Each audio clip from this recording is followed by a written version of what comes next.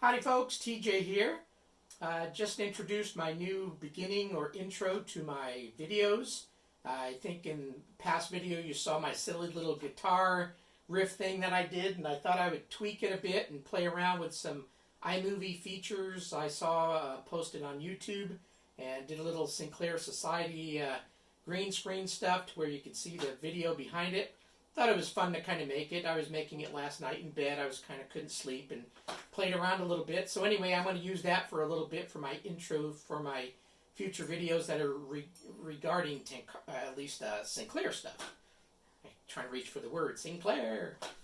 So anyway, I thought I'd just make a quick little video to show off that, and also working on some future videos for future vids that I'm going to put on YouTube. And anyway, let's talk about some of those videos that I'll do here in the near future. So I think one that I'm going to do is on my Sinclair TS1500. So to date, everything I've been doing has really been Spectrum. It's got color, it's got sound, much more capable. But this is, you know, kind of some of the computers that started things off. Black and white, no sound. For me, no sound's a killer. That's probably why I'm not going to use these that much. I mean, I purchased an Atari 800, and back in the United States, back in that time, pretty much every computer had sound. You need sound to play games. I guess when I'm playing with this, I can go beep, boop, boop, or play some soundtrack in the background, and it's kind of novelty, but I thought I'd still do a video on booting this up and actually trying a game in black and white with no sound, and I'll make my own sound effects as I play it. So this is the Timex Sinclair 1500. So I think a future video I'll work on is to show this computer off and actually try to load a cassette game. I've got a few, and see if it actually works. So that's one video I'm going to work on. Next video is my poor 48 Plus. So I purchased this on YouTube, and along with the, you can't see it in the video, but a ZX Spectrum Plus 3.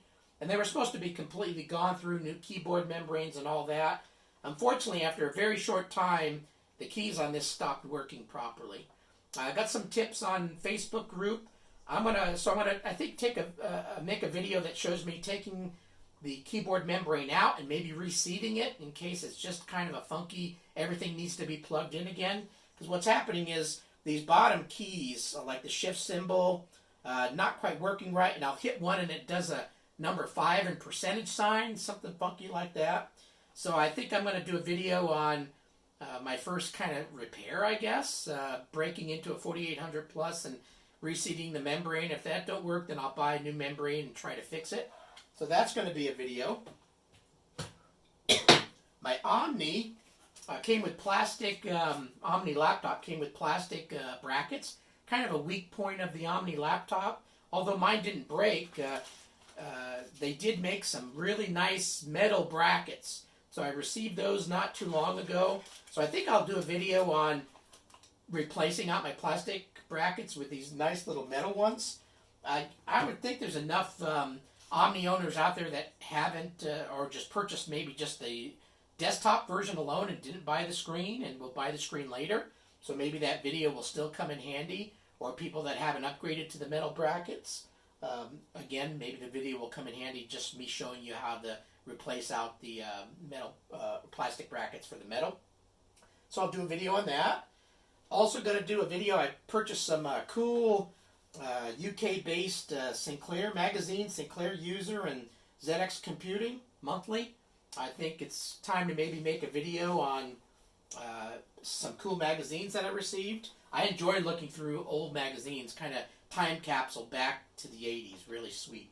So I'll do a video on those.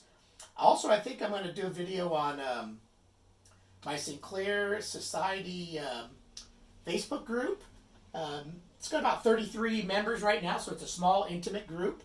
But it'd be cool to kind of maybe build that up a little bit, so maybe shoot for 50, make 33 to 50. So maybe I'll do a video on just me going and browsing around the Sinclair Society group, what it's about, why I think it's kind of fun maybe for folks to join. And so I'll do a video on that. And then I'll also do some more videos on gameplay. part of the Sinclair Society group is I post a game that is the game of the week and give you until the weekend to play it and post your high scores or even a video of you playing it. I think that's kind of fun to do. So maybe I'll post a video on my first attempt at playing a Dizzy game. I tried a number of weeks ago to play the actual first Dizzy game, and I didn't like it. Not a bad game, but it was just too hard, and it wasn't a game for me per se. But there is a different Dizzy game that was kind of fun that I think it's called Dizzy Panic, and maybe I'll do a video on me playing that for 20 minutes, kind of time it out and show how it plays, and maybe do a video of a live play on that. So anyway, that's just some ideas of future videos that I'm going to work on. It's been a couple of weeks since I posted my last video, so new introduction just for my videos I'll kind of use for a bit, and if I find that I need to tweak it, I'll do that down the road. But I've got a whole bunch of videos lined up that I need to work on. Thanks for watching my videos. If you're not a subscriber, please subscribe. It would be cool. Maybe I can get up to 700. I'm at 614 right now, so my next jump up is to get to 700 channel members, which would be cool.